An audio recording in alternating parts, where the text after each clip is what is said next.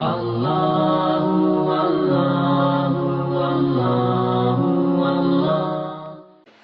لقمان حکیم کا ایک واقعہ ہے، گرچہ شہزادی کی سیرت میں ہی بیان کرنے کا وقت نہیں ہے، لیکن یہ واقعہ چونکہ اس موقع پہ بہت اہم.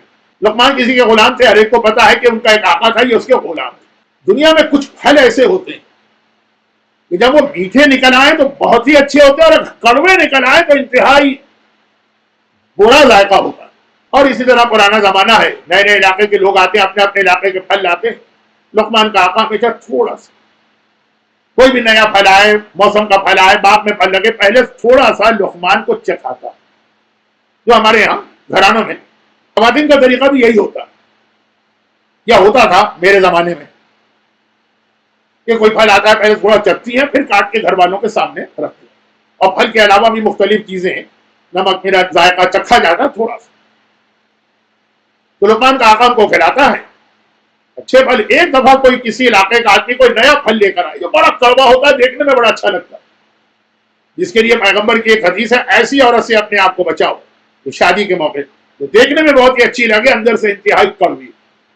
یہ تو ایک اور موضوع شروع ہو گیا، لیکن فی الحال لقمان نے وہ بھی کھا لی، بڑے مزے سے کھا لی.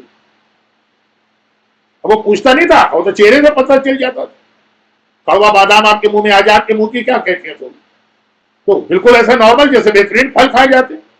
آقا نے سمجھا کہ ذائقہ اچھا ہے، اس نے بھی کاٹا، ذرا زیادہ بڑا پیس لیا، گھبرا گئے. اتنا کڑوا اے لقمان، اتنا کڑوا، اتنا کڑوا، اتنا معمولی کڑوا نے کچھ بولے بھی نہیں.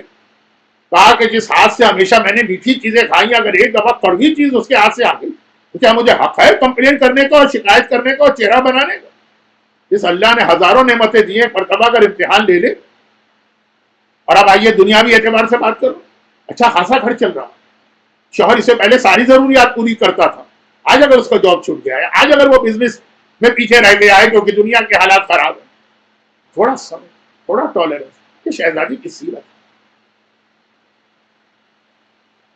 اور یہی وہ چیز تھی جس کے لیے علی نے کہا کہ فاطمہ میری بہترین مددگار. میں کسی میدان میں فاطمہ نے جا کے علی کی مدد اتنی بھی نہیں کی کہ مثلا علی اگر تیر چلا کے پھینک رہے ہیں تو فاطمہ تیر اٹھا کے دے رہی. یہ تھی مدد، گھر کو ایسا بنایا. اب میں اس پہ بہت بات کر سکتا ہوں، لیکن چونکہ بالکل وقت نہیں رہا میرے پاس،